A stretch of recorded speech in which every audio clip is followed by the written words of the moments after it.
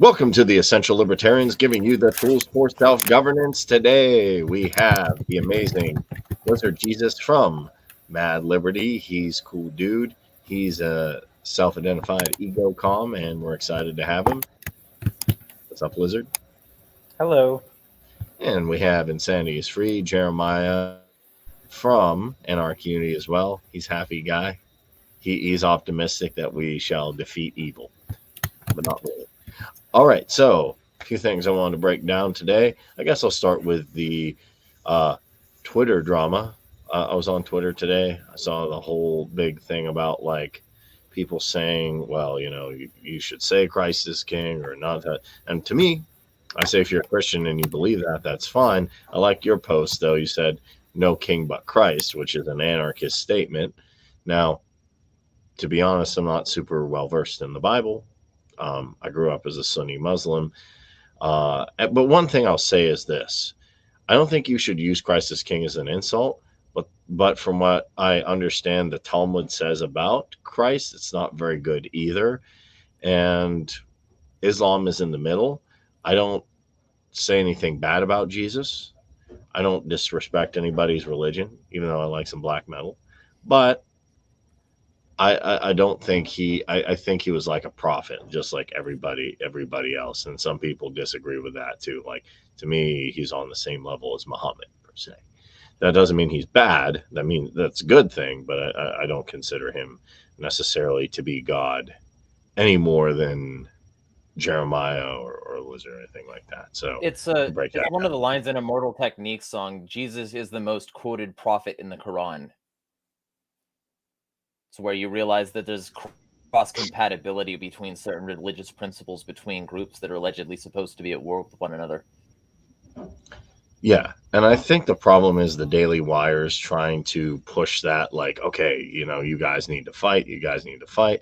And to me, I kind of find it interesting that these people who claim to be like, oh, facts don't care about your feelings, snowflake, blah, blah, blah, blah, blah, blah, that the conservative, quote unquote, right is just as bad as the people they claim, the liberals they claim to oppose. Oh, you can't say this, can't say that. Well, they're they're cool when you're making fun of somebody per se who's a minority It's or trans so or this, but they get mad when you make fun of the police or the military or Republican candidates or anything like that, or if you say that phrase, apparently.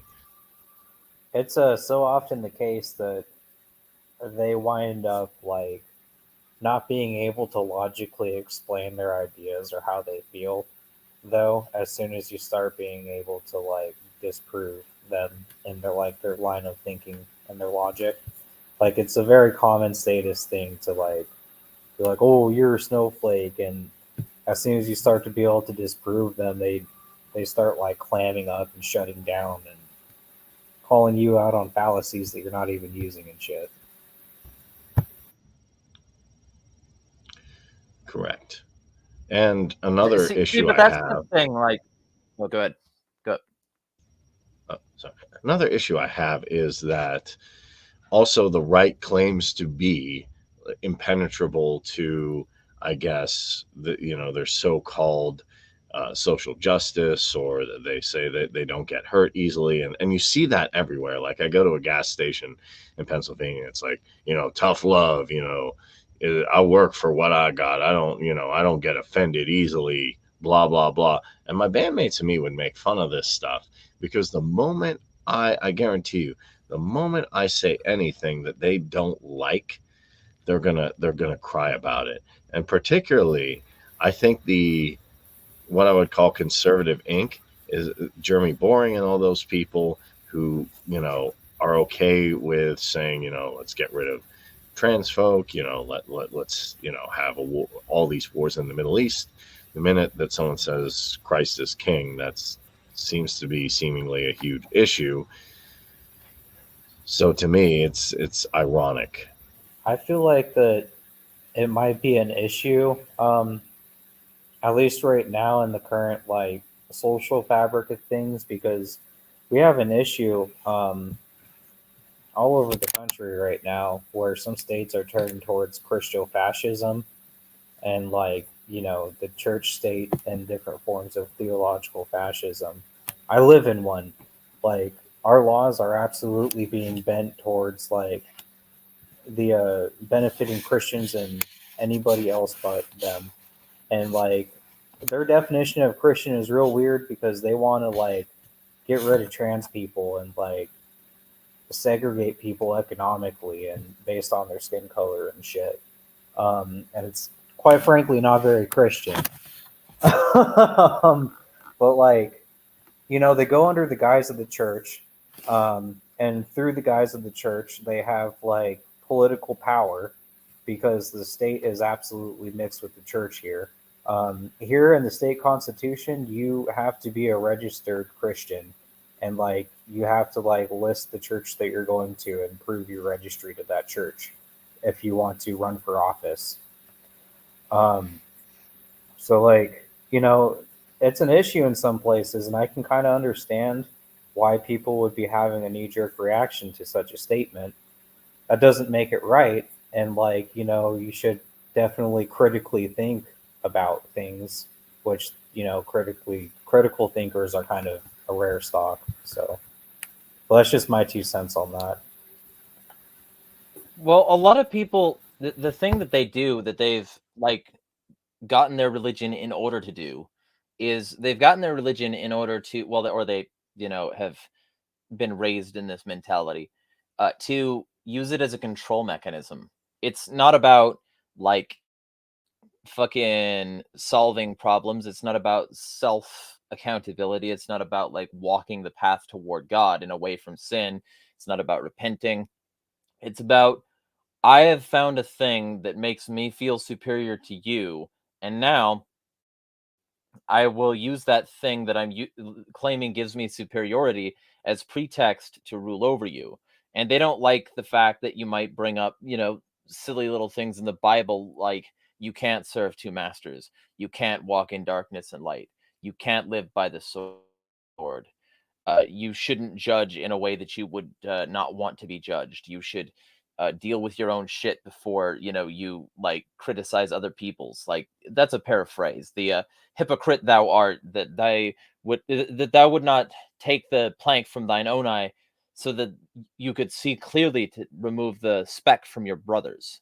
Like that mentality from Matthew 7. It's excellent. People see. Okay, here's one of the fun things about Christianity that pisses off even the people who specifically um do support that. They support the fucking, like, you know, Christ is king mentality. A lot of them really don't like it when you bring up Matthew.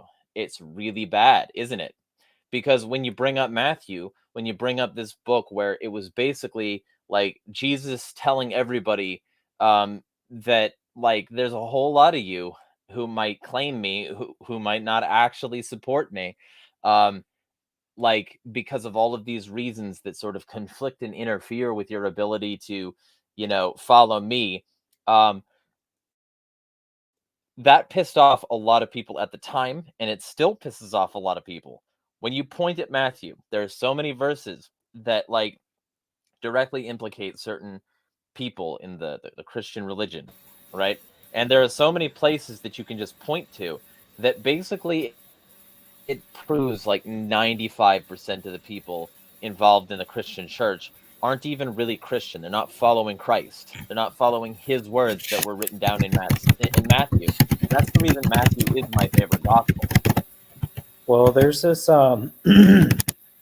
there's this quote from the Bible. I forget which verse it is. I'm trying to look it up right now. Um, let's see here. Well, just give me the gist. I turn. probably remember. It says, "Turn a stone and or split some wood, and you will find me." And basically, what I interpreted from that is like, you don't need a church telling you how to find God. You just need to like be in the world around you and like commune in your own way, however that might be. And through that, God will communicate with you back based on your perception of whoever God is to you, you know? Well, and And there's also, that's another thing that like Christo Christo-fascists and church state doesn't like. They really hate that quote because you can perceive it as that. Well, and that's one of the fun things is like that particular thing. Like you don't even need like a full-on building church thing. The whole point of Christianity is it's decentralized. The literal word of God is wherever two or more of you gather in my name, there I am. That means that if I'm talking to people about Christ, he's there. So you don't need some big fucking official thing. You don't need some pastor with a Mercedes and a private jet telling you to suck his cock a little harder and maybe you'll go to heaven. That never works. It's not actually biblical and it's anti-Christian. But like so many of these people are like, well, if the official organization doesn't agree with me, official organizations are not God. They're humans. Humans are always flawed. Always. And if anybody thinks that they aren't, they're delusional. And even according to the Bible, all have sinned and fallen short of the glory. That includes John. That includes Peter, Paul. That includes fucking everybody. And the idea that anybody is perfect, even the people who wrote the Bible, were not perfect. And the idea that they are is anti-Christian. And whenever you bring this up, when you start to bring up the fallibility of the people who were involved in the original establishment, it's like a lot of them will clam up. A lot of them will say, oh no, but this is the Bible. The Bible is unassailable. No, it's not. Everything is assailable. And in fact, the people who wrote the Bible might have had different reasons for saying different things. There might be context, there might be nuance, there might be, reason to challenge one person's interpretation over another. There might be reason to challenge one translation over another. There might be discussion to be had instead of just saying words. Now believe words. Say what words say and say I said them. No, that's never God's word. God's word is test the spirits. God's word is don't just believe somebody because they claim to be a prophet, because they might be a false one. God's word is use the thinky parts that I made for you, or you're fucking stupid.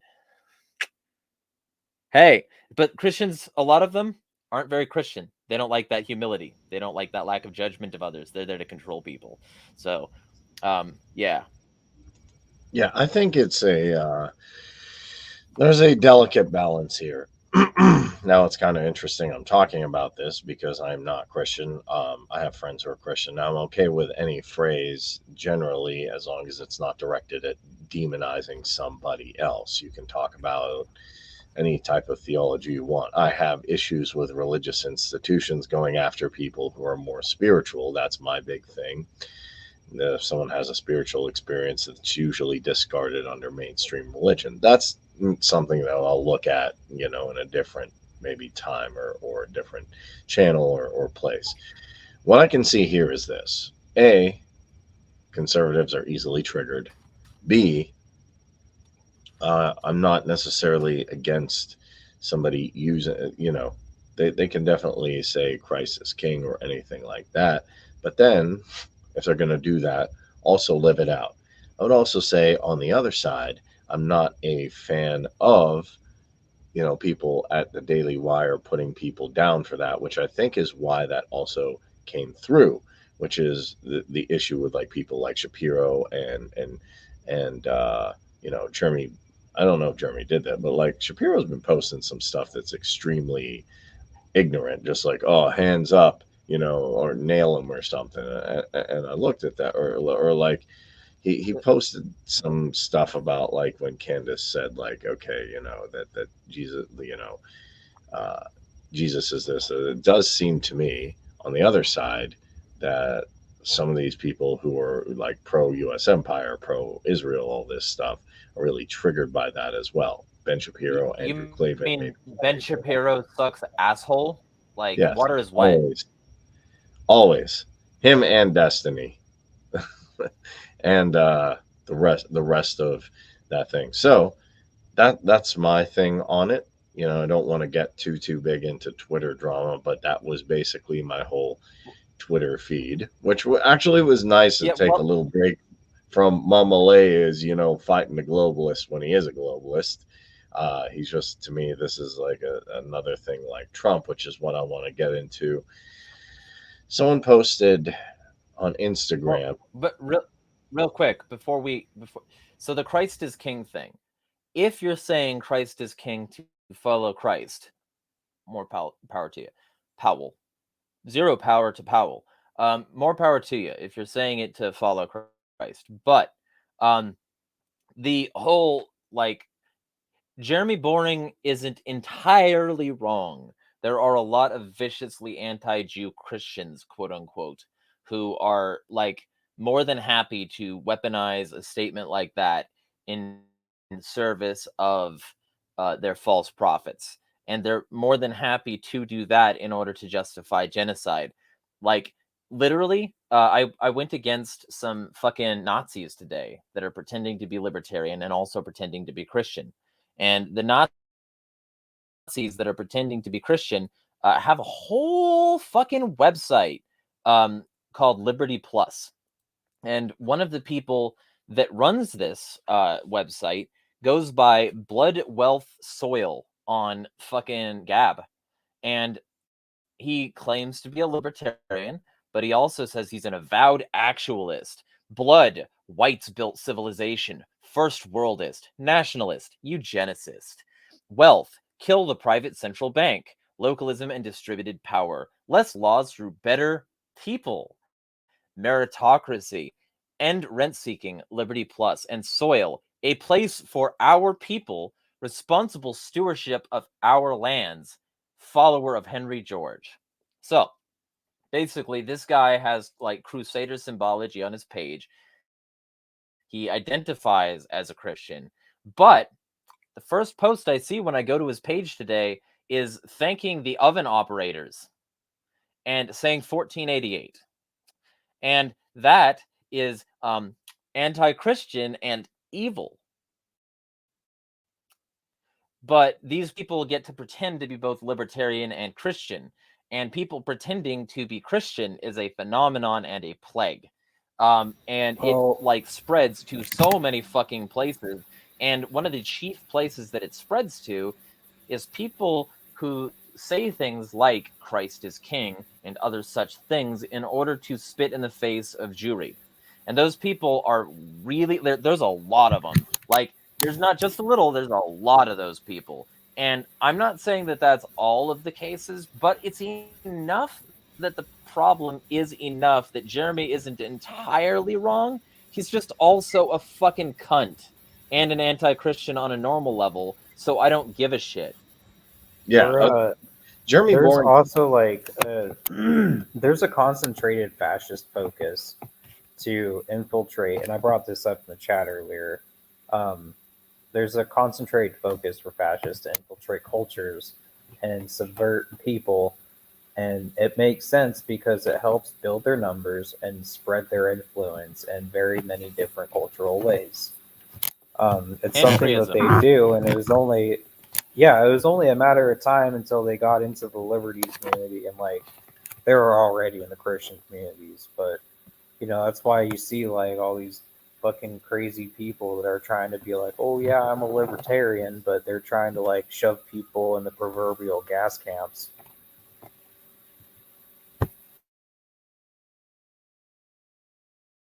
Yeah, because a lot of these people fundamentally they see Jews as holding back the authentic, fucking Deus Vult.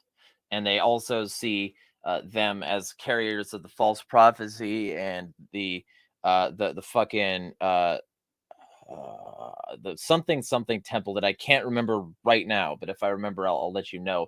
But that was discussed in Revelations. I think it was 2:3. If I can, yeah, you know what? I'll just pull up this verse and see if I can read this, because I think that was the verse people always bring up. Yeah. So I don't think that was it. So it was Revelation something, and basically it was like it's the false church. That's what these people claim that Jews are. And so they claim that going against them is like going against the synagogue of Satan. And so when you end up with these people, they claim that because of that, it's righteous to form states against them. It's righteous to live by the sword. It's righteous to serve two masters as long as you coat your serving of the state master in serving of the Most High. It's how theocratic fascism takes root. It's very evil. Yep, that sounds like to me those people, and also the Daily Wire, because Jeremy Boring made a stupid ass movie about like some trans people in sports or something. I'm like, really, really. Well, I didn't watch it. And but I saw it. here's the fun part about that movie is that literally he tried. So the thing was originally supposed to be a documentary, and he couldn't do it because it's not possible. You can't just ID as trans as a failing like men's basketball team and go like play against some kids. Not only would they never allow the playing against kids, but they would also never allow somebody who like specifically didn't identify until very recently, hasn't gone on their hormones and therapy and all of that shit. They would never allow that person to like compete in those arenas with those people, with those teams. And so they couldn't get their documentaries. So they made shit up because they're pieces of shit. I fucking hate them. Mike brought up a really good Yeah. point about all of this. Is like, it's something that I wanted to lead into. We like the best thing that we can do about this fascist infiltration is educate our fellow free folk as to like what a fascist is and how they think and how they speak and how they spread their ideas. Because if somebody's actually an anarchist, they're not going to be okay with fascism once they see it. But a lot of the issue is lack of being able to identify what a fascist is when they're actually in the community. And they go under the guise of like, oh, free speech and stuff. And if you don't let me spread my hate under my free speech, then you're just a tyrant. But what free market people and people of that belief don't understand is that freedom of speech doesn't save you from the repercussions of what you're saying. And like your communities are absolutely your space. And if you don't clean your house, if you lay with pigs, you're going to get covered in fucking mud. You know, I've seen fascists gentrify entire online communities and like just take it down. And like everybody that's in there just becomes a fucking like Nazi. Like, you know, it's wild, but we have to be educating our fellows. Yes, we gotta say. Well, I think Umberto Eco is good. Also looking at Benito Mussolini. I think fascist. One thing though, well, two things. Actually, three I'll add. One, I think they use this McCarthy Red Scare all the time. They're like the commies, oh my commies. Somebody, you know, look, Red Kropotkin, or you know, like everybody just thinks that communism is Karl Marx, which that's wrong. He's the if you consider that, even I don't consider that communism, but I think what they do is they use this Red Scare. That's what I've seen even more. Like the people who get demonized most, aside from trans folk, are like, oh, you know, commies are coming, and that's all I've been seeing. Aside from the, you know, Crisis King thing, I've been seeing like this video of like Mao's China or something, and everybody's like, "F commies, they're coming here." There's a communist revolution.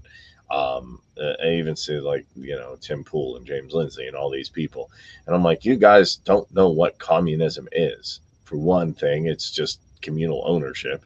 Two, they're using this anti-communism thing to then turn people radical, and that even worked on me for a while, but then I came back and said, no, this is BS. I think there's two kinds of fascists, though. I think you can be a fascist without any racial connotation, like, say, Albert Bourla, or someone like that, or Boeing or Northrop Grumman, where you utilize your profits to acquiesce in state power to get an advantage over companies. And Benito Mussolini did say that, you know, fascism should be called corporatism because it's a merger of corporate and state power. I have noticed, though, talking to folks on the left, the fascists, also does include oppressing minority groups That's- as well. That's a misquote. Mussolini didn't say that. And also, just to be clear, you can say Boeing, Northrop Grumman, Raytheon, all that. You can say that there's no racial component, but to me, they always need a foreign boogeyman. It's never going to be like, hey, let's go bomb some white people. I think that they are the sort of foreign. I think that they are the foreign policy element of fucking pseudo racist policy, and I think that the very whitest people you'll ever see American weapons pointed at is Russia for the most part. The vast majority of the people that America points American weapons at is like the Middle East, or somebody in South America, or somebody in Africa. And it's not really you get to Europe, they're pretty much in the clear. You get to North American continent, you're pretty much in the clear, except the Mexican half of it, which is somewhat at threat. But then you get to East Asia, you're going to be at threat because those people are not white enough to be in the safe zone. And then you get into Middle East, and those people are not white enough to be in the safe zone. And then you get into Africa, and those people are not white enough to be in the safe zone. And then Russia is the absolute minimum level of whiteness that you can be in order to be a target. And that's only because they also help the other non-white countries in the form of BRICS. So it's the whole thing in that regard is you gotta understand that there is still a racial component, that there is still a bunch of people who call them towel heads and any other sort of slur in order to justify their hatred and invasion of their countries. And those are the same kinds of people that are trained by Israel and fucking Zionists fucking over there, so that they can justify their brutality in Palestine, because that's where the strategic stockpile is. And you've also got the other people over there who are controlled by that same kind of mentality, who are just yeah, sure, we're bombing brown people and we're justifying it, but those people are barbarians. Those people are backwards. Those people live in shithole countries, like Trump said. So it's still racism. It's just racism in the form of more direct brutality for profit. And so it seems more like pure in some people's minds, but it's still racism. It's still gonna be. Doubt. So let me quantify it like this. I'm just saying there's two components. There's the component of the oppressing of minority groups, trans folk, maybe ethnic minorities, stuff like that.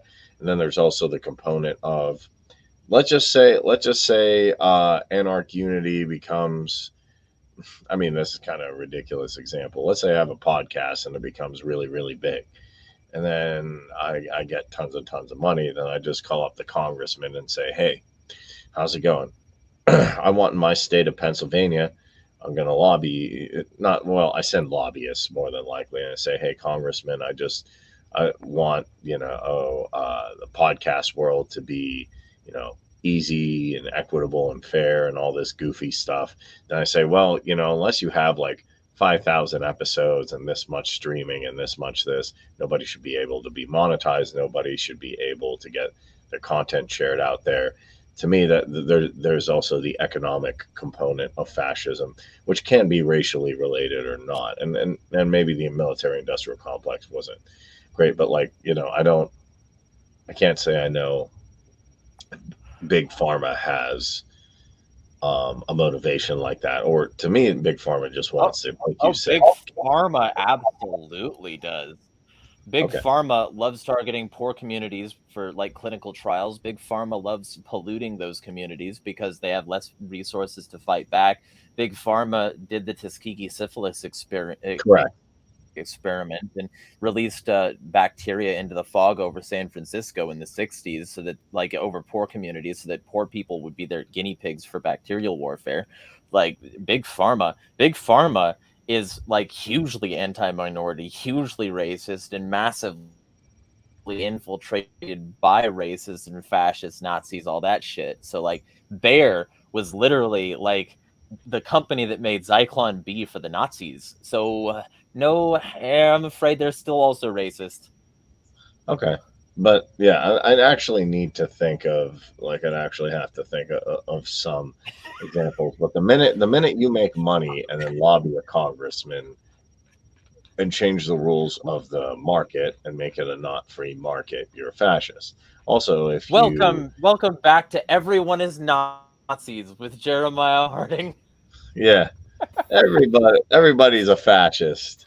Hey, Well, Yeah. you know, if you can make it not sound crazy, then like it's probably true, and that's what we're doing. So Like, do you remember it's when really those funny. bitch ass Like, little fascist fucks were in these minority communities patrolling around with fucking with Anthony Fauci being like, "Darn it, why don't these poor blacks fall in line?" You know, that's exactly what that Jesus. fucking propaganda shit was. You know, yeah, they You know, I fucking pulled that shit. I remember like I had like this dawning moment I where I was Tom. like, yeah, you know, there's people that are always like saying that there's Nazis everywhere, but are they really everywhere? And that used to be like my mentality. And then I started like learning a little bit about it. And I was like, holy shit, they're fucking everywhere. Like it was kind of a scary moment, but You know, Yeah, okay, and there's here was fascists one of my everywhere. moments. Here was one of my moments. So like I started to really look into the influence of Nazis, like the influence of Western corporations and banks and shit prior to the World War II and during and after, right? And and one of the things that happened was like I was really starting to really get into my grips about this, like about 6 years ago, starting to really like delve down that rabbit hole, and it led to years and years of just sort of like casually delving into stuff. And then one of the things I found out about was ThyssenKrupp and their relationship to the Bush family. In fact, the Bush family directly helped them like help the Nazis hide their money, make more money, and Yep. like get their steel so that they could like build concentration camps and railroads and shit. Like people joke that that at least the trains ran on time. Well, that's because of the Bush family and the Koch family as well. But that's a subject for a separate day. And then Yes. like one of the things that I found out is this Thyssen. And then like when I was in Spokane, like years ago, and I was taking a bus, and then I just saw this fucking logo on this vehicle, and I was like, that says Thyssen on it. Is Thyssen still around? And then I looked into it, and apparently Thyssen was not only still around, but they have on their website little hints at their regrettable history. And then they don't go into that at all. They say, "But look at our elevators. We make such good elevators." And like it's like that's how you hide modern fascism. That's how you hide the fucking dregs of your old bullshit. Is you just say, "Darn it, but we make such good elevators." Hey, man. Silence, fucking yeah. well, consumerism is a powerful thing, you know. Yeah, Quality Volkswagen. elevators are put into skyscrapers, you know, and skyscrapers are real important people, I guess. Yeah. Mm-hmm. And they Well, don't okay, look here, at I'll give you a dicks. good They example. don't look like dicks at all. Yeah. I found one. See, I'm using the real Christianity. I'm manifesting stuff like water into wine. Here, this is actually a good example from Daniel McAdams. I don't agree with him supporting Putin, but you know, let me make that clear. I also don't like Malay. Um, isn't it funny how Americans most robustly interested in fighting communism focus on Maduro and Xi, all the evil strongmen overseas, yet they have all to say about Congress giving Biden the power to ban websites and the court's power to steal 500 million of Trump's money. Don't like Trump either. But yeah, that to me, if you say, hey, the president has you're like, oh, my communism, my Xi, my Maduro, my this, my that, my Lula. And then you go say, hey, the president has the power. We're going to work with him to ban specific websites. That to me is absolutely fascism in action. We're seeing it right now. Um, that being said, Hey, I'm going to Daniel. move Here's the on. real truth. Um, none of those are communism, and communism isn't the problem. And if it is, then the people in charge of these countries don't qualify, and what we should really be like going after here on the hardest core level is the idea that somehow the foreign boogeyman is the real problem and not the person in your own country, because not just the Trump situation or the TikTok, whatever, so many other examples of things that are directly harming people's freedom here. And the state loves to point at them and say, "Ooh, look over there. Those people are bad. Don't pay any attention to us, though. Well, We're fine. And if you disagree, you're going to jail." there's something about, like, Mike and I were talking about this last night, that there's something about like a common foreign enemy that just like distracts people so hard from the tyrants at home. Because, like, I don't know, I guess that there are worse situations out there than being in America. Like, there definitely is, but like the politicians, they like to like point at that shit and use it as a reason to justify like their own tyranny in ways. And it's really fucked off. Like, I don't think that just because that someone's in a worse situation elsewhere that we shouldn't be focusing on our own issues here. Correct. You know? Correct. That being said, though, talking about speaking of our own issues, basically, I was looking at a post today, and I'm a fan of coalitions. I know coalitions aren't perfect, but hey, if I have a website called Anarch Unity, it probably should be, a part of coalitions. Plus, I've been on a part of actually a lot of different type of stuff. Rage Against the War Machine. I get it. There was bad actors there. I get it. I also ran for school board with a couple Blue Dog Democrats and a couple Republicans. So that was good stuff. I was sifting through Instagram today. Now I know you guys don't vote, so I was going to kind of say, how do I preface this idea? But I like the idea is that, let's just face it, everybody keeps saying this is the most important election of our lifetime and all that stuff. But obviously we know, I don't think there's any really big difference between the two candidates right now. So basically I posted this in like my little Facebook Pananarchy group, which you guys both saw. I can pull it up on the screen. I think we need coalitions between anarchists, definitely. I know you guys don't vote, but I wanted to talk about it. Do you think? But I'll preface it with this. I think Cornel West has been saying some really good stuff. Jeremiah showed me show. I think Jill Stein has been on fire, literally, like just doing a great job. Just on Twitter, like everything she's been saying is on point. Huh? She hasn't been literally on fire. That was Aaron Bushnell.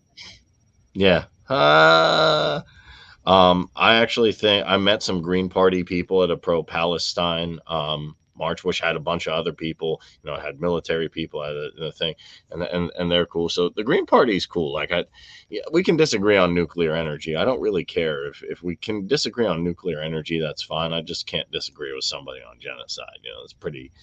That's kind of linked, though. Actually, and that's one of the fun things. They're kind of linked. Is because I'm pro-nuclear energy. If you could theoretically reduce dependence on fossil fuels, you could theoretically cripple the petrodollar, and you could theoretically cripple the Western hegemony that relies on it. You could. And for me, I think cryptocurrency is the best way to hurt the petrodollar, and also that they're killing the petrodollar themselves by printing it into oblivion. But this was the post I made here. Proud to have voted for Dr. Jill Stein. I'm pushing for a coalition between all third-party anti-imperialist candidates in the election. We should not split the vote between pro-humanity and third parties. The Jill Stein thing, they're different, but not that different. So Dr. Jill Stein, a lot of respect for. I don't think Jill Stein is an anarchist, but she's very active in a lot of libertarian type things. So is the Green Party. I know a lot of people say like Jill's a crackpot. I don't trust her, like Mike's saying. But to be fair, I haven't seen anything like I don't agree with her on everything. Trust me, I don't agree with her on everything. But I thought the idea was plausible. You know, independents, constitutionalists, libertarians, Greens. If we have the political system, well, I agree with Jeff Berwick. We might as well use it, but let's not use it to help Republicans or Democrats. Let's use it to help. Let's use it to build a third party coalition and cause some damage. Also, we have something in common is a lot of Republicans and Democrats try and keep libertarians off the ballot, and they do the exact same thing to the Green Party. So, well, if we help to work together. Have you heard? Like, I'm not part of a campaign here, but have you heard of Lars Mapstead, his strategy to deny 270? No, but he actually texted me to go meet him at a town hall, and I said, you know, I'm supporting Rechtenwald right now for president, and Jill Stein, but I'll go check what you're doing. But like Jill Stein is also a proponent of this effort. So the reason Jill Stein and Lars Mapstead like campaigns are so like somewhat close is because they have similar ideas. One of the things is if you can like there's that standard thing you point to the map and you're like 270 to win. It's like electoral shit, right? If you can prevent 270 by getting a big enough middle margin, you can force a vote in another way. And basically this is like sort of an effort to Lars calls it unrig the election. And I'm not, like I said, I'm not part of a campaign, but it certainly is interesting to watch what's called the Lars army at work and like getting this stuff going. I'm not like, there's always a possibility that I'm too cynical about shit and maybe there is a way to get things going, but like, I don't think so. Still, at the same time, that's what these people are often trying to do. And right now, they're literally, if you're talking about coalitions, they're literally working on trying to build those coalitions between, like Lars, the Mapstead campaign, and Jill Stein, because the goal is that with enough people in the middle, you can fuck the voting system out of the electoral like default.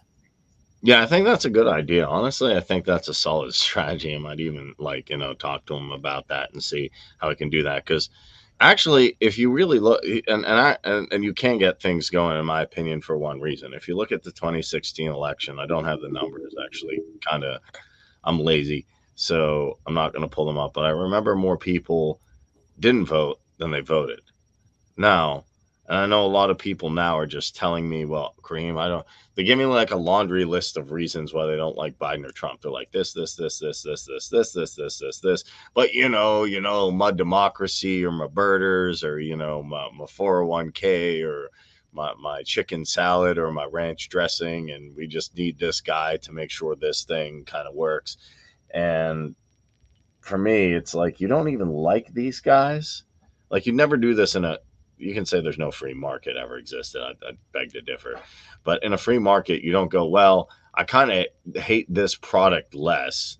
Like you don't go, wow, I hate, you know, Sonic. I hate Sonic less than Biomutant. So I'm going to play Sonic. I like Sonic. So I get it.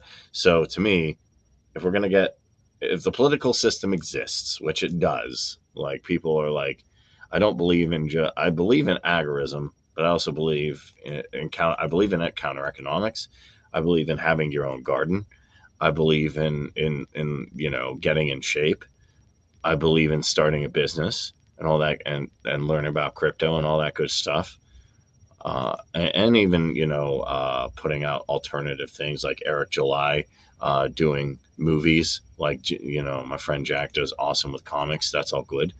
The stuff Mad Liberty does, but if we have the political system, maybe Lars and Jill are onto something. Because if you can take all the independents who didn't vote and make all the independents vote for a third party, then, oh boy, the Democrats and Republicans will wake up one day and say, oh, I lost something major. bye bye. And I'm not going to say the president. I get the Alex Jones argument. The president can't do all that much, but they can do some stuff. You can write some things. You can sign some things. So I'm not completely cynical, and like Rothbard was a proponent of using the political system. So that's all I'll say there. Well, So see, but like that's one of those things is that the president can do quite a bit, but only within the reins of what the hegemony allows. And so, like, the ultimate thing is that the president is doodling about doing certain things that benefit the system, and everything the president does has to exist within the confines of what, like, the system would not like break with doing. Like everything. So if the president does something, if the president signs something, it can't make us freer in a general sense. And if it does, it is a temporary thing designed to temporarily free the people, so that the people can misuse that freedom, or so that they can blame everything that follows on freedom policies. It's the same reason that they allowed Malay in, that the globalists want Malay in, because now they can point to these policies and say, see, this is what happens when you libertarians are in charge. This is what happens when you get freedom. You fuck your country in the holes. And like this mentality of like, we can get people in, to me, is a mistake. I think that we should get people in to positions of horizontal authority, power to the people, like power closer to the ground, and stop worrying so much about the political process. But if you did want to form some sort of coalition with people in like other third parties, then certainly the Greens, maybe some independents, and the one that like there are a few that I would say don't work with. I would say don't work with LaRouche PAC. People in the what is that? LaRouche organizations that created people in the LaRouche organizations that created things like Humanity for Peace, yet another rally that invited Scott Ritter. They routinely do war protests that aren't too bad, to be clear, but also involve the promotion of Lyndon LaRouche and his weird semi-cult-like bullshit. Like his mentalities were very, very like pseudo fringe, and the mentalities that like one of the things he says is that we should, like, he was mocking climate shit, and he says, well, instead of doing all these carbon policies, we should just eat babies. And that was a parody, right? But like in the end run of it, people just latched onto that, and they're like, Lyndon wants to eat babies, and it was a PR nightmare. It was like Howard Dean's "yeah" scream. I'm So personally a proponent of a parallel society and establishing that like with yourself and the individuals around you, because I think that you and your neighbors could probably do a lot better just denying the state's existence and establishing yourselves amongst each other, and do so more efficiently than any fucking politician can at this current moment in time. And the thing about a parallel society is that it's subjective to the individual and those that agree with you, and that means that like you can just establish like basically what you want with those around you that agree with you, and still have like other options like existing like outside of that, like alongside your own like society, right? The Academy of Ideas on YouTube does a really good job well, and that's the thing, like of explaining I agree. The parallel sorry. society. My internet fucked up. Yeah. I was just saying that the Academy of Ideas does a really good job of explaining the parallel society and what it looks like, how it functions, and the history of its application. The Academy of Ideas is a YouTube channel, so I recommend you all to check them out. I will do. Yeah, so like, so I wouldn't work with LaRouche I wouldn't work with the People's Party because they're directly affiliated with like the Ritterites and the fucking pro-war tanky pseudo like tanky fucking Russia files. Like, I wouldn't work with NATO apologists. There's lots of people. Jill Stein is certainly better on a lot of issues than a lot of these other people. Cornel West is better than Jill Stein by miles because he's really willing to like tackle the issues of like fascism and intersectional politicking and religious freedom and a bunch of other shit. And he's like a very well educated professor for a long time who gives passionate speeches, and he's very firm against the war machine in all cases, not just the Palestine Israel one, but many more. And to me, if I were to pick between like non libertarian candidates, I'd probably just go Cornell. But yeah, Jill Stein certainly isn't the fucking like the worst person on the planet. Yeah, no, I like what she's been saying. It's been really, really, her social media game at least has been really, really anti-imperialist. So that's good. And I'll check out Laura's Mapstead. The people I probably work with would be obviously the Libertarian Party, because I'm part of that. The Greens, and I don't know if the Constitution Party still exists, but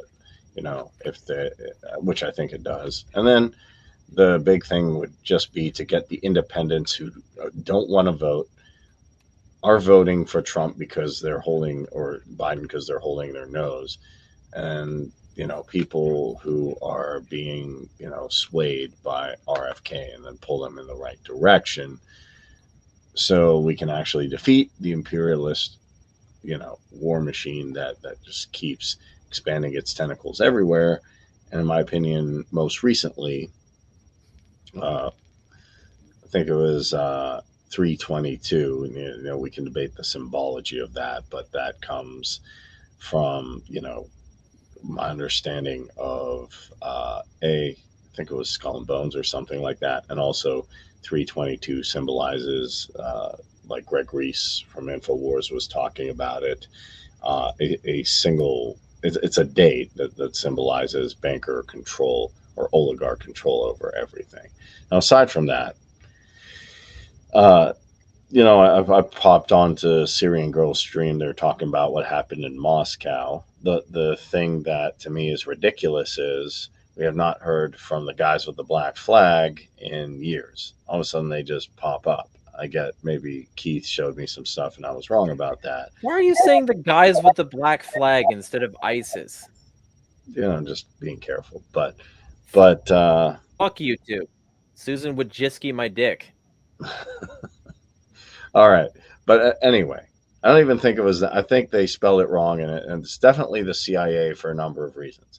These people, from what I understand, were Tajiks from Tajikistan. Victoria Nuland had said, I think about 2 weeks earlier, we're going to have some surprises. And also the State Department said, well, we're looking at something. Then they came out and said, well, we know for certain, like right after it happened with no investigation. Oh, well, it couldn't have been Ukraine. Just couldn't be Ukraine. And it wasn't us. It definitely wasn't us. I feel like the deep state is getting extremely sloppy. And what happened was Nuland gave money to people who were part of the intelligence community, particularly the CIA. They recruited these people on Telegram. They gave them a bunch of money. They committed the atrocities. Then they started running towards Ukraine. They got caught. And I don't think anybody believes, in my opinion, I don't believe it, that it actually was, ISIL or anything like that. I'm convinced that it is the CIA trained people. And I'm not pro-Putin. That no fan of Putin, no fan of Navalny, really. I don't think there's a political party in Russia I like. I haven't even seen Navalny was certainly better than Putin. Okay, but I don't think there's a Ukrainian or political party that is really like pro-freedom. So I'll say what about that. The Russian Libertarian Party? I haven't. I mean, yeah, I guess so. Yeah, I haven't. Can't even find them. Like, it was hard to find the Australian Libertarian Party. I'm like, hey, you want to do podcasts? Like, do you exist?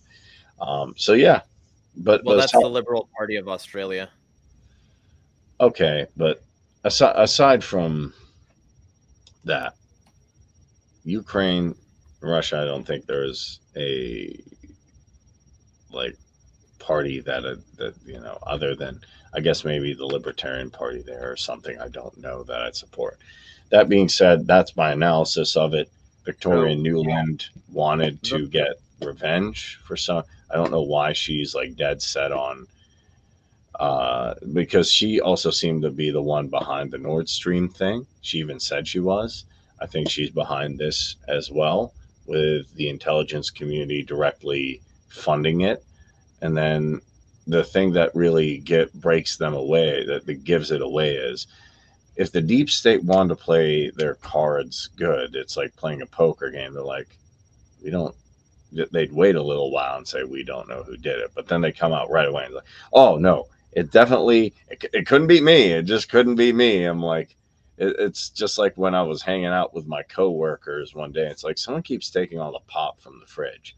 It's like, it's like mine isn't gone. Mine is gone. Oh, it's not me. It's not me. It's not me. And I'm like, okay, is it you then? They're like, no, it's definitely not me. Couldn't be me. Why would I do it? It's just like, okay, they're and to me, the deep state, and this is what I mean when I say, Jeremiah, I think the deep state, the elites, and Michael Tessarion said that too.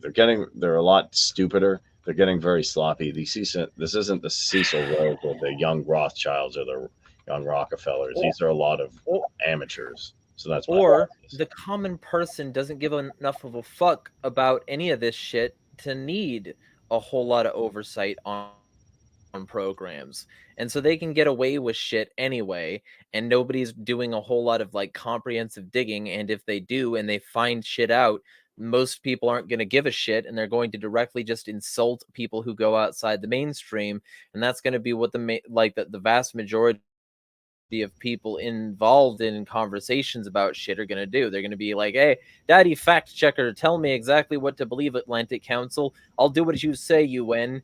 Bill Gates, give me all the fact checks from the Annenberg Foundation. Fucking, it's like, that's what we're dealing with. And like, also, I'm curious, like Thomas, we are Facebook friends. If you can find evidence about one of them being a CIA front, let me know. The one I'm talking about is libertarian-party.ru, and it's at LPR tweets on Twitter. Like that's the one that like has pretty good consistent beliefs on a variety of things.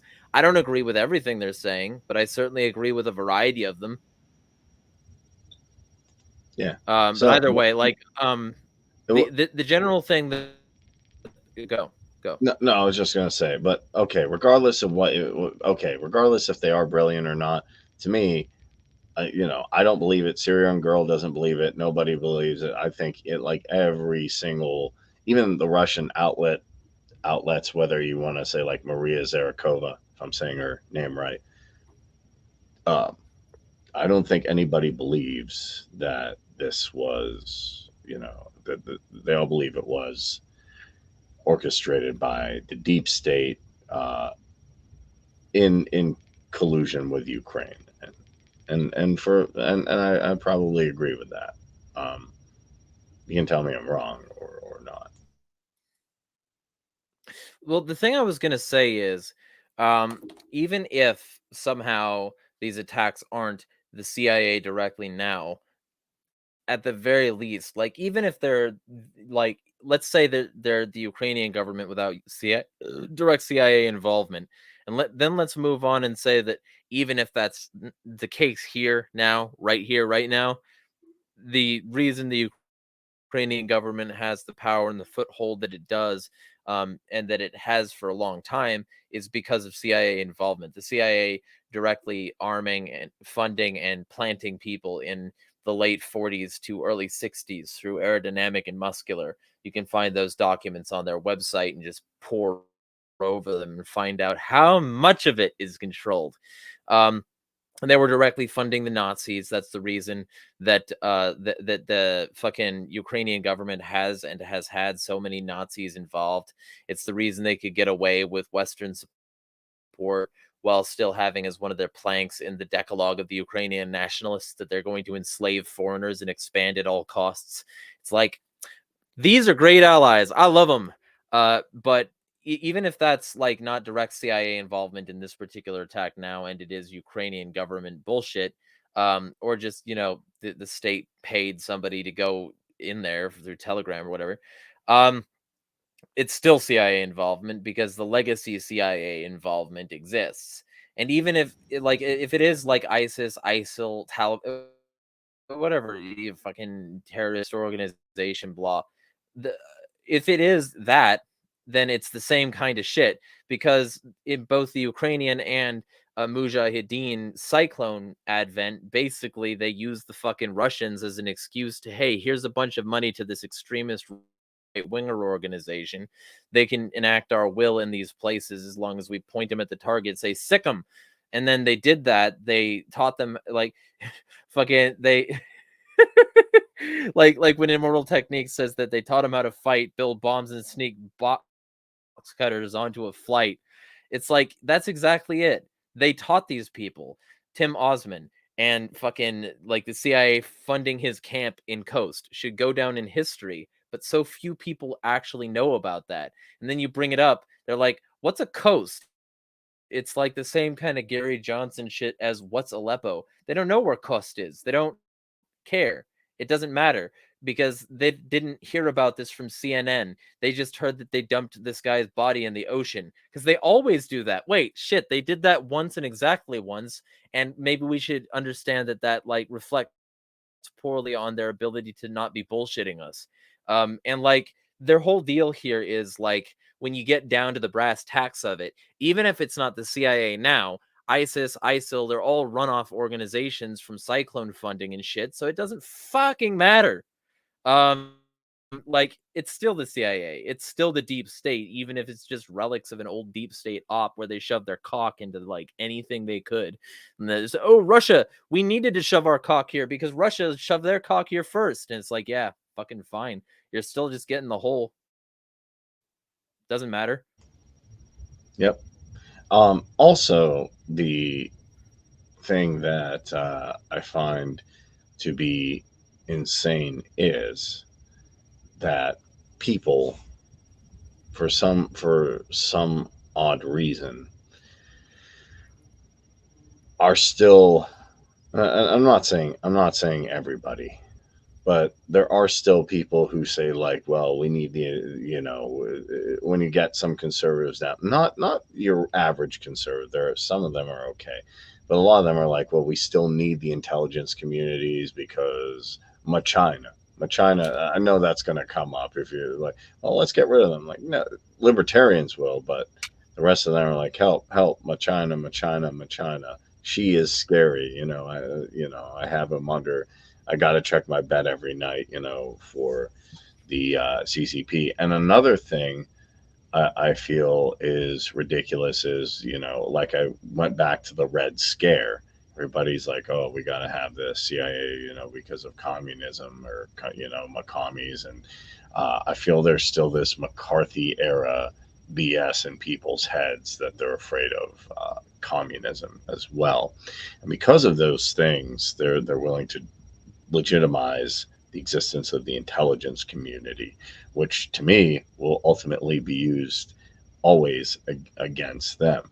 So that's the thing to me that's very scary, is even if you get anarchist movements that seem to work in this case, or you get a successful movement, well, these you know, CIA people are like roaches. They'll always show up, and it just becomes an infestation.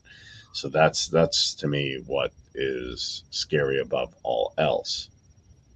Now, to me, there's also one other thing that Luke Radowski suggested. And I like Luke sometimes. Sometimes we disagree. That it could have also been a false flag by the Kremlin to justify more conflict in the current war. I don't know if that, but that I'm a little skeptical of that because I don't see the motivation there. But throw that around. Did you have anything you wanted to say, Lizard? Lizard, are you here? I don't honestly have anything to contribute on this right now. No. Gotcha. Well, so I'm looking into this person because Thomas did in fact let me know who he was talking to. And yeah, this person's bad news. And I'm trying to find links to the actual party in question. Because like, yeah, this is absolutely not right. What I'm looking at here. And like what I'm seeing is not only this is fucking hilarious. Not only is Vera Kitchenova an NED recipient, but she also works with a bunch of boilerplate right-wing Koch-funded organizations. So she might not only be a CIA plant, but a Koch-funded neoliberal shill, which would explain the Ukraine flag in her bio. And if she is directly connected to the Libertarian Party of Russia, like then that would explain why the Libertarian Party of Russia takes a sort of knee-jerk position in defense of fucking Ukraine, uh, which is odd for for a Russian political party to take a stand in defense of Ukraine. So like it's one of those things where it appears that a foreign leader has been astroturfed by the Koch CIA neoliberal faucet and is a direct plant of Western agendas. Now, I can't find, like, if you're saying there are two libertarian parties, I can't find anything that specifically confirms that she's a part of that one. But even if she's not, like, they're supporting relatively boilerplate positions in terms of neoliberal bullshit. So even if she's not, she's still supporting a CIA agenda. And so are they supporting a CIA agenda. So it's like, yeah, I mean, there's problems there. And like Atlas Network, fucking Students for Liberty, Adam Smith bullshit, Mercatus. Yeah, like all these standard boilerplate neoliberal right-oid organizations from the fucking American front. So yeah, thanks for letting me know. I probably will make content on this chick specifically. I'll dig in some here and find out bullshit on the fuck. So in defense of Kitchenova, if you're a Russian libertarian, you want to do what you can to get your country out of a foreign war. Yeah, but at the same time, in defense of not that, she got this bullshit before the fuck. So it's like doesn't the ultimate shit is like she should be opposing Putin, but opposing Putin by supporting a foreign like Western backed bullshit is like it's the same shit as Malay. Like Malay is a Ukrainoid, is an Israeloid. They're all supporting these fucking foreign dictators, and so is the Libertarian Party of America, who is a Koch-funded organization, directly supporting Javier Milei and a bunch of other like neoliberal jackfucks. So it's like, if you're going to support like anti-tyranny and anti-war efforts, you can't really support the people who so consistently suck off the cock of the military-industrial complex. It's like it's fucking there for you. So it's like the military and intelligence industrial complexes are very much real in this case. And if that's the case, then I mean, that's just yet another example of their involvement in Russian affairs, pointing at Russia being like, hey, we need to fight Russia as the Koch brothers and the CIA and shit. Give us your money and support so that we can go empower some brown people like to be our enemies for the next several decades, or be like let's go help funnel Nazis out of post-war Germany so that we can fuck up Russia on a routine basis, or let's go like help Ukrainian nationalists who want to enslave foreigners, and then later on down the line we have a vassal state in the form of Ukraine who we can then use like in the terms of people here, like Vera. What's up? All right, I'm gonna head out of here. Y'all have a good one. All right, Wizard, thank you so much for showing up. It was a great thing. I'll throw one question to you. They also recruited Germans to use Photoshop and green screens pretty well, which is how we got the moon landing. So Matt Walsh can know about that. Moon landing was very good. That's very good green screen work.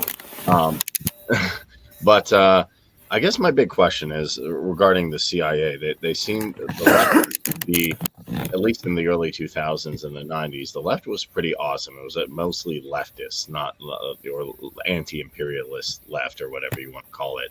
And now they seem to have co-opted that with neoliberalism. So how do we beat the intelligence communities here and actually get the left back on track I guess you could say, uh, Wall Street, the whole Wall Street, Occupy Wall Street movement?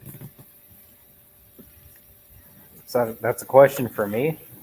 Oh yeah, you're Jeremiah. Because I've thought about that. Because the left, I used to be kind of on like the Michael Moore type left, like against the wars, all that stuff when I was coming up. But I didn't really understand what a leftist was or anything, or an ANCOM was. I just knew I didn't like war. So, but my 2 cents on that is that there's probably never going to be leftist unity across the board because of the way it's applied on a decentralized level, ANCOM ways, or even a centralized level, because then you have authoritarians. And like authoritarians and anarchists on the communist side don't mix. And as a matter of fact, they try to kill each other historically and will probably do so again in the future. And with the way anarcho-communism is applied, it's like subjective to the place that you're at and like your commune members, to how like the commune works and functions, and like that doesn't always align with like other communities. So like I don't know that like leftist unity is a possible thing. I think that honestly that's a false paradigm and kind of a psyop. so But I guess my question was a little bit different. I guess here's what I observed, and you guys can correct me if I'm wrong. Before the Occupy Wall Street, I'll agree with Tim Pool on this. Before the Occupy Wall Street, I noticed the left was pretty good on big pharma. I noticed the left was pretty good on war. The left was really good on like everything. But then I've noticed like a neoliberal co-option of the left, like, hey man, Goldman Sachs, woo, we put a rainbow flag. Hey guys, we support like BLM or something like that, like some real shallow corporate takeover of the left where they're like, yeah, I'm rebelling. I'm like, wait, if you're rebelling and Goldman Sachs and Raytheon are saying, hey, we're rebelling with you, and Visa and MasterCard, I don't know, it doesn't seem like you're actually really rebelling. So I guess that's my question is, how do we get the left back? Is that a fair question? Am I phrasing this right? Am I correct? Maybe I'm not. Oh, well, so the general thing is like we need to remind them of who their allies are and why they're doing what they're doing. If allegedly they're in this to oppose corruption, if allegedly they're in this to like have some sort of like anti-profit mechanism, if they're allegedly in this to seize the means, if they're allegedly into this for the proletariat, then they need to start realizing connections. They need to start building their corkboard of conspiracies, so that they can understand like the ways that things are funded, the people who fund them, and the general mentality of the people who want this system to run the way it does. And they need to understand that, yeah, you've got to hold people accountable. You've got to hold people accountable. And if you don't, you're fucked, because their skeletons are going to come pouring out of the closet and they're going to seem illegitimate, and with them, your movement. So you've got to like understand that this is going to be a hard fucking battle. It's going to be a hard situation where the common person is not going to have the bandwidth to, fucking like put the pieces together. So if you want to be a true activist, you've got to put the pieces together for them. Like that guy, Thomas in chat today, he was helpful because he showed me that one of these people involved in this shit is CIA connected. Anybody CIA connected should be like, purged from leftist circles. Anyone neoliberal should be purged from leftist circles. And also, Anyone neocon should be purged from leftist circles. Anyone tanky, anyone trying to justify authoritarianism, because the moment you do that, you get compromise. You get people saying, well, how are you any better than the alleged bad guys if you're just going to be doing the exact same shit that they do? Oh, you don't have an answer for that? Well, then I'm not going to support you. And it's like, it's really hard to argue with that. It's hard to argue with that and act like a liberator when you're going to support the same sorts of organizations and people that are fucking not very liberatory.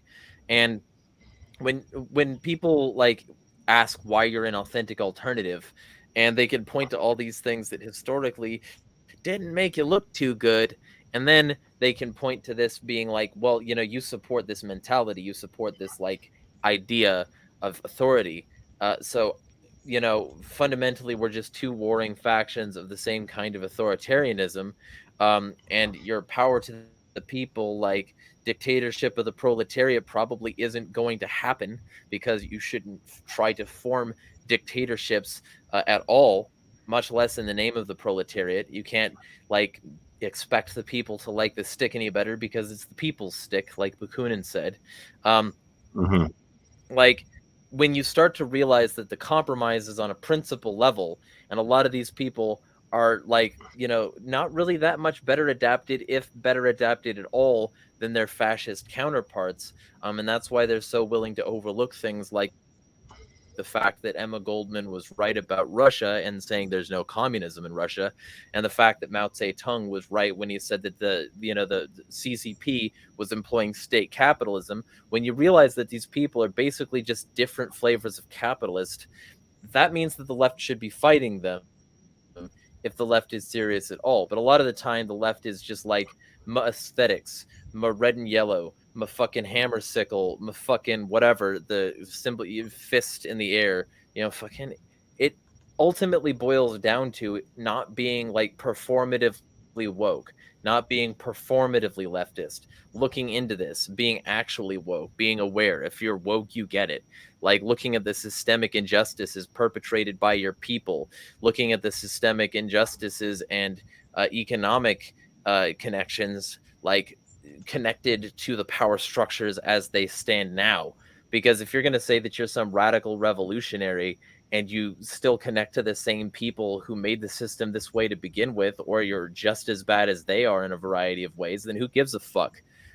So it's one of those things where there's a whole lot of things that the left should do, and the primary thing that they should realize is that it's a principle first scenario. And if you don't have that rooting of principle, and if you don't start from first principles, like, you know, radical revolutionaries, and not working with the state, you're going to end up with a whole lot of problems, not the least of which is co-option, entryism, and a lot of garbage like that, red-brown alliances. Like, Yeah. and do not be afraid to vet people. That's the other half. Because when I can like come in to a Humanity for Peace website full of Larouchians and a bunch of leftoids, and, you know, partially sponsored by Rage Against the War Machine, and, you know, partially like speaker staffed by alleged libertarians and alleged leftists, and, you know, for some reason they've got the pro-war child predator at this anti-war rally, and for some reason they've also got a couple of right / National Socialist Vanguardist fucking Red Brown Alliance fucks connected to their shit. And when I can prove that and go through their Telegram channel and find all the places they're being Nazi punks, and nobody in these circles, with very few exceptions, is saying fuck off, we need to be very clear.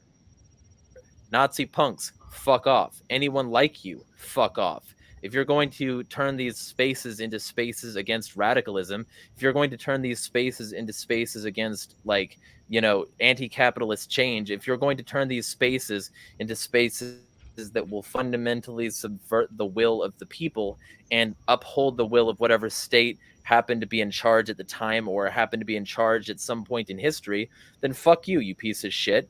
That's what leftists need to do. They need to start re-embracing the punk aesthetic. They need to start getting harder edge. They need to start being very in your face about this shit and vetting. SLC punk style. And it doesn't matter if, like, you get called a gatekeeper. If you're keeping out Nazis, pedophiles, fucking rapists, fucking fascists, feds, fucking like co-opters and entryists and all these other cucks and cunts, then maybe do it instead of like waiting for other people to call you out on having these people affiliated with you and be like, yeah, you know what? Maybe we shouldn't have formed a coalition with them, and we should have formed a coalition with our principles before we ever tried to build bridges with like other people with others. Like, it's this mentality that the tent should be big and that it manifestly makes sense that it's big, even if the big tent allows all your fucking like ethics and dignity to spill out those unfucking holy fucking flaps. It's never something that we should like accept in any of these circles, that we should like, cuck to the principles of the exploiters. And if we do, then we're no better than they are, and that's a fucking problem. And so many people are unwilling to be like this. So many people are unwilling to be aggressively negative and like fucking look down the barrel of a bunch of cancellation and people saying, hey man, you're fucking up the vibe. Fuck your vibe. That's what we should do. We should fuck the vibe up, because people have gotten too complacent and too buddy-buddy with the system and too buddy-buddy with fellow exploiters of the system. And that's created a significant amount of vulnerabilities and problems where if you rock the boat too much, a bunch of people in these circle jerk chambers with money and power don't give a fuck about your principles, and they will fundamentally co-opt them and fundamentally destroy them and attack you the second you go off program. So recognize the enemy, know your enemy, and fuck them up before they do. Yeah, and that's actually a great Rage Against the Machine line. Know your enemy. And with that being said, we're coming up on the hour. That was a pretty, amazing speech right there. Even Mike was saying Jeremiah preaching some fire. Got to get that SLC punk back into the left and the, original Rage Against the War Machine, stuff like that. The spirit of the Zapatistas. Also, give Cooperation Tulsa a, follow. They're doing some awesome direct action in Oklahoma. And if you're on X or you're on Facebook, go check out my friend Kyle Matovic's thing. He's on with Jacob Winograd, who's really a great member of the LP right here in my home state of Pennsylvania. So, gotta promote the homeboys making good content out there. For me, I think these are some really, really good topics. Definitely we can revisit them as stuff happens. Going to check out what Lars is doing. Going to keep getting the message out there and reminding people, like Errico Malatesta said, anarchists have forgotten their principles. I think, unfortunately, a lot of people have, because a lot of people are simping for the Trump or Milei or Putin or whoever it is. We just need to get back to actually opposing all central institutions, all power. That being said, I don't have anything else for this. Definitely, I want to thank everybody popping in. Mike, Tom, it was good to see you guys again. And thanks for supporting the episode. So, yeah. Jeremiah's a happy guy. Negative. Hey, man, we're going to win. We're going to promote Malatesta and Rothbard, and everybody's going to be like, man, that is so cool. I'll be like, hey, if you don't read those guys, you're not cool. And then all of a sudden, phew, well, if people want me to win, they can donate to my Patreons, that they can keep me going another few months. All right. Much love. Thank you very much, Uncle Bobby. Oh, go check out Mad Liberty. There's an EXE. Those are good. Good discords to jump into, and they have everybody: ANCOMs, ANCAP-Man, and ANCAP Stan. Sterner folks, egoists, which I think we should do a podcast on, because I don't think I understand that, because I'm trying to figure that out. Other than that, this is the Essential Libertarians, giving you the tools of self-governance. Have a good night, day, wherever you're at, and we'll catch you in the next episode.